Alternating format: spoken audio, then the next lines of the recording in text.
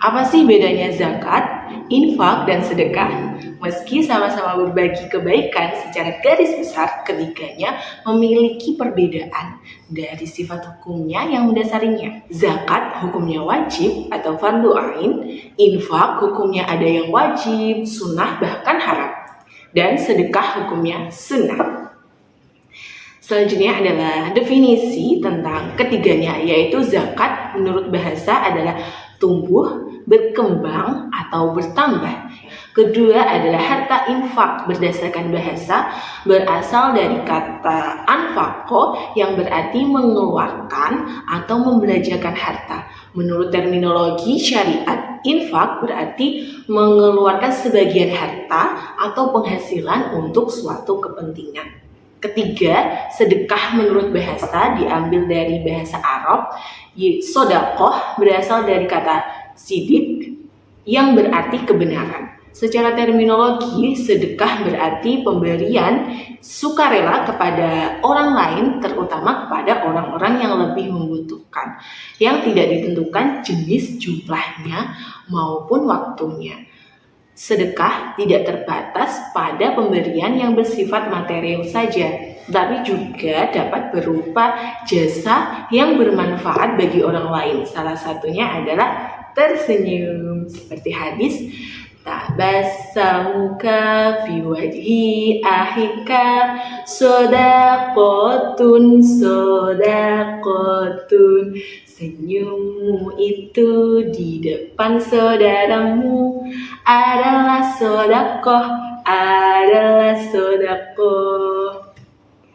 Selanjutnya adalah zakat terbagi menjadi dua, yaitu zakat fitrah dan zakat mal.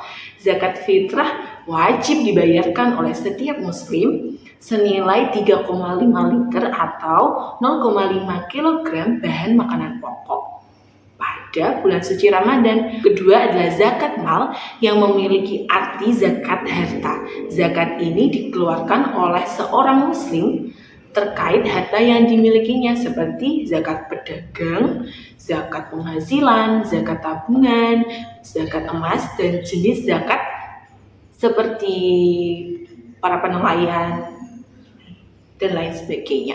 Kita wajib zakat ketika kita sudah mencapai nisab dan haul. Misal harta yang tersimpan dari hasil profesi atau usahanya selama 1 tahun, yang artinya telah mencapai haul dengan nilai setara harga emas 85 gram, artinya telah mencapai nisab, maka ia sudah wajib untuk membayar zakat senilai 2,5% dari penghasilannya. Selanjutnya adalah infak.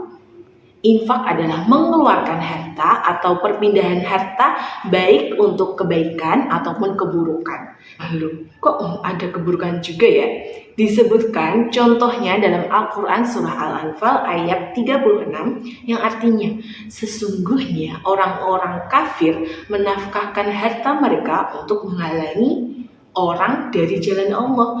Mereka akan menafkahkan harta itu, kemudian menjadi kesalahan bagi mereka, dan mereka akan dikalahkan, dan ke dalam jahanamlah orang-orang kafir itu dihukum. Infak beragam, tergantung jenisnya. Ada infak wajib seperti membayar kafarat, nazar, dan menafkahi keluarga. Infak sunnah seperti memberikan santunan kepada anak yatim. Berbeda dengan zakat, nilai infak tidak terikat dan penyalurannya tidak khusus untuk golongan tertentu. Selanjutnya yang terakhir ialah sedekah. Sedekah hukumnya adalah sunnah, yaitu amalan yang jika kita lakukan mendapatkan pahala, dan ketika tidak dikerjakan tidak akan mendapatkan dosa. Inti dari sedekah adalah memberikan kebaikan kepada orang lain, bisa dengan material atau non material. Ingat suatu hadis an Abi Hurairah anna Rasulullah sallallahu alaihi wasallam qala lama tabnu adamang wata'a amaluhu illa min salasin shadaqatin jariyatin aw amalin yuntafa'u bihi aw waladin sholihin yad'u lahu, rawahu Muslim. Yang artinya dari Abu Hurairah radhiyallahu an berkata, Rasulullah Shallallahu Alaihi Wasallam bersabda, Apabila anak Adam itu mati, maka terputuslah amalnya kecuali 3, yaitu 1. Sedekah jariah, 2. Ilmu yang bermanfaat, dan yang terakhir adalah anak yang berbakti kepada orang tua. Pertama tadi sudah disebutkan bahwa sedekah jariah. Sedekah jariah di sini itu sedekah yang tidak bisa terputus. Misalkan ketika kita memiliki harta, kita bisa menyumbangkan harta tersebut, kita bisa menyumbangkan harta kita untuk menyumbangkan, misalkan ketika ada pembangunan masjid, mungkin kita bisa memberikan uang kita, menyumbangkan uang kita untuk pembangunan masjid. Dan amal seperti inilah atau sedekah yang seperti inilah bisa dikatakan dengan sedekah jariah, di mana setelah kita mati atau wafat, sedekah tersebut pahalanya akan terus mengalir kepada kita. Dan kemudian kita ingin bersedekah non material, misalkan yang saya sudah katakan tadi adalah tersenyum. Hal tersebut bisa juga memberikan manfaat kepada diri kita dan kemudian adalah ke orang lain. Kemudian sedekah juga bisa terhadap diri kita sendiri. Misalkan ketika kita berzikir, ketika mulut kita berzikir, maka kita bisa bersedekah dengan telinga kita, dengan panca indera pendengaran kita. Ketika kita berzikir, maka telinga kita mendengar ucapan zikir tersebut dan bisa memberikan kebaikan untuk telinga kita.